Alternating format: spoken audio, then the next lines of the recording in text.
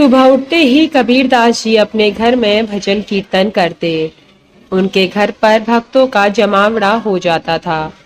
वहीं पर भजन कीर्तन नाच गाना होता था। यही नहीं, कबीरदास जी आए हुए सभी को खाना खिलाकर भेजते थे। रोज 200-300 भक्त उनके यहाँ आते थे और सभी को खाना खिलाए बगैर नहीं जाने देते। इससे उनकी पत्नी और बेटा परेशान हो गए थे। घर में राशन पानी खत्म हो रहा था। घर कर्जे पर चल रहा था। एक दिन कबीरदास जी ने भक्तों को खाने का न्योता तो दे दिया, लेकिन पत्नी परेशान क्योंकि घर में राशन खत्म हो गया था। तो वह पीछे के दरवाजे से गई राशन की दुकान पर और दुकानदार को राशन देने के लिए बोली।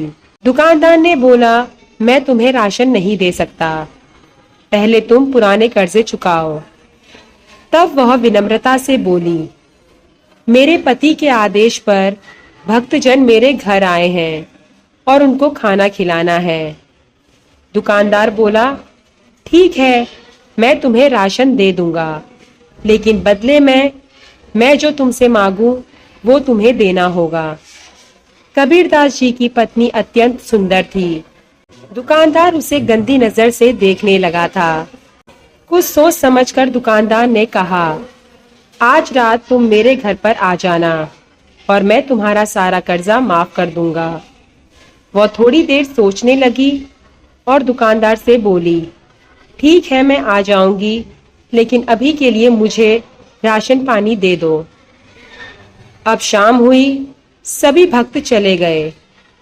पत्नी तैयार सज धज के बैठी थी, लेकिन बाहर मूसलाधार बारिश हो रही थी। कबीर जी ने अपनी पत्नी से पूछा, क्या बात है, तुम तैयार होकर क्यों बैठी हो, कहीं जाना है क्या? तब उसने सारी बातें कबीरदास जी को बताई। ठीक है, चली जाओ, कबीरदास जी ने कहा, लेकिन इतनी रात को, वो भी तेज बारिश में, तुम कैसे जा पाओगी? चलो मैं तुम्हें छोड़कर आता हूँ। छाता लेकर दोनों निकल गए। दुकानदार के घर पर पहुंचने पर वहां का दरवाजा खटखटाया। वह दुकानदार उत्सुकता से उसी का इंतजार कर रहा था।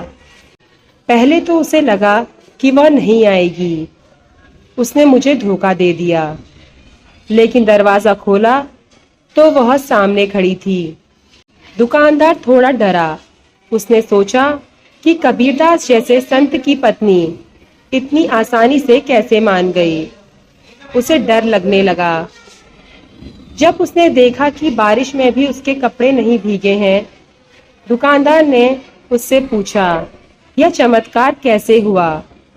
महिला ने जवाब दिया, स्वयं मेरे पति यानी कि कबीरदास जी मुझे छोड़ने यहाँ आए। तो वह दुकानदार हक्का बक्का रह गया। वह लड़खड़ाने लगा। उसने पूछा, कहाँ है कबीरदास जी? कबीर जी के पास दुकानदार रोते हुए गया और उनके चरणों में गिर गया। हे प्रभु, मुझसे अनजाने में यह गलती हो गई, मुझे माफ कर दो। दुकानदार को उसकी करनी का पछतावा हुआ।